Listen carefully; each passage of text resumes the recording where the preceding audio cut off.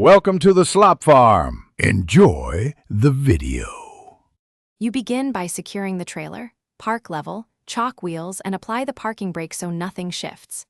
Next, raise and support the axle with jack stands, never rely on a jack alone, and remove safety clips and cotter pins. Now use the 15mm and 18mm sockets to loosen the equalizer bolts, turning only until studs clear. This prevents spring tension from binding the part.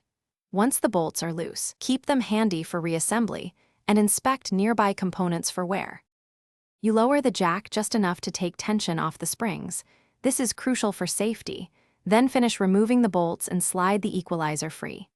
As you extract it, check the shackle, bushing, and hanger for cracks, elongated holes, or corrosion. Replacing just the equalizer without these may give short-lived results. Next, clean the mating surfaces and compare the new equalizer to the old one. Confirm bolt hole spacing and orientation, so the replacement seats correctly when you install it.